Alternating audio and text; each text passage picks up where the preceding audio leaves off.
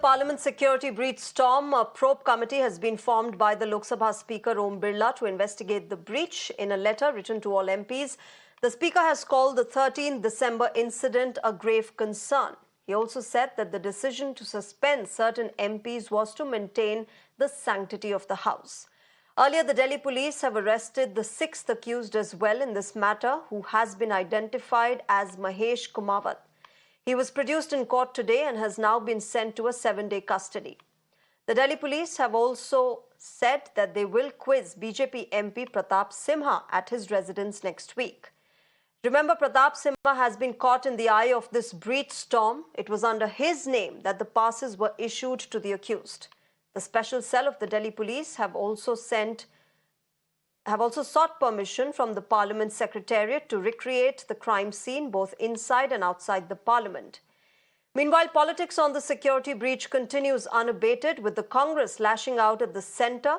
Now, Rahul Gandhi has blamed the Bharatiya Janata Party for the inflation and unemployment in the country, which in turn, according to him, is the reason behind this breach. सुरक्षा breach हुई है वो है, but क्यों हुई? जो देश में सबसे बड़ा मुद्दा है, बेरोजगारी का मुद्दा, जो पूरे देश में उबल रहा है, मोदी जी की पॉलिसीज के कारण हिंदुस्तान के युवाओं को रोजगार नहीं मिल रहा है, तो ब्रीच जरूर हुई है, बट इसके पीछे कारण बेरोजगारी है और महंगाई है. What exactly the Delhi police has given in the court? It is a terror attack. Delhi police is under Home Minister of India, isn't it? Delhi police is giving an affidavit in the court that it is a terror attack. We didn't politicize. We didn't make it as a terror attack. We told it is a serious security lapse from the government side. Ravikant, my colleague, joins us with more details on this. Ravikant, ये जो politics emerge हुआ है security breach के बाद, उस पर ओम बिरला जो Lok Sabha speaker हैं, उन्होंने एक लेटर भी लिखा है एमपीज को, ये कहते हुए कि जो सस्पेंड हुए हैं एमपीज वो सब एक ट्रेडिशन के तहत है. जब जब रकस हुई है पार्लियामेंट तब एक्शन लिया गया है और इसको पार्लियामेंट सिक्योरिटी ब्रीच से लिंक ना किया जाए.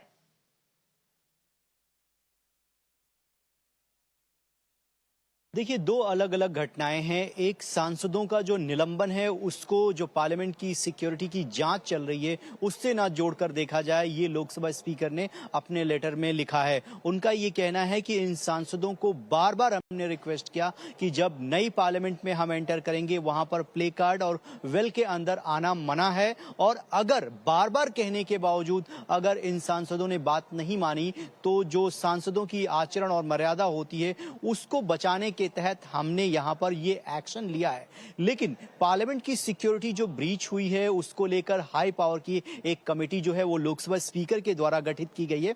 लोकसभा स्पीकर ने होम सेक्रेटरी को एक लेटर लिखा था और उस लेटर के बाद डीजी सीआरपीएफ के नेतृत्व में एक कमेटी जो है इस पूरे मामले की जांच कर रही है. और होम मिनिस्ट्री के सूत्रों की माने तो 15 से 20 दिनों के अंदर ये जांच रिपोर्ट जो है वो लोकसभा स्पीकर के टेबल पर होगी. लेकिन इन सब के बीच में लोकसभा स्पीकर ने अपनी नाराजगी और अपना दुख भी व्यक्त किया है कि ये एक ऐसा मामला है जिस पर सभी पॉलिटिकल पार्टियों को राजनीति से ऊपर उठकर एक स्वर में ये बात करनी चाहिए और इस पूरे मसले पर राजनीति नहीं होनी चाहिए, क्योंकि संसद जो है वो सबकी है. सिर्फ रूलिंग पार्टी या किसी एक पार्टी से संसद बिलोंग नहीं करती है. ऑपोजिशन का भी एक बहुत बड़ा इंपॉर्टेंट रोल होता है इंडियन डेमोक्रेसी में. लेकिन इस मसले पर जिस तरीके से राजनीति हो रही है, बार बार घसीटा जा रहा है सरकार को, उसको लेकर लोकसभा स्पीकर ने यहां पर क्लियर किया है कि जो पार्लियामेंट की सिक्योरिटी होती है वो लोकसभा स्पीकर के अंडर में आती है. लोकसभा सेक्रेटरीट जो है वो उसको डील करता है और इसीलिए उन्होंने चेयर से इस बात का अनाउंसमेंट भी किया कि हम इस पूरे मामले की जिम्मेदारी लेते हैं और भविष्य में इस तरीके की घटनाएं ना हो इसको तय किया जाएगा. और ऑल पार्टी मीटिंग के अंदर जितने भी सुझाव आए हैं उन सभी सुझावों को नई बिल्डिंग में इंप्लीमेंट किया जाएगा ताकि भविष्य में इस तरीके की घटनाएं ना हो। लेकिन कुछ पॉलिटिकल पार्टियां जो है बार बार इसको मुद्दा बना रही हैं कि आखिरकार दोनों सदनों में केंद्रीय गृह मंत्री बयान क्यों नहीं दे रहे हैं। जिस सांसद के पास पर वो लोग अंदर गए थे और पार्लियामेंट में वो घटना घटी उस सांसद को अभी तक निलंबित क्यों नहीं किया गया।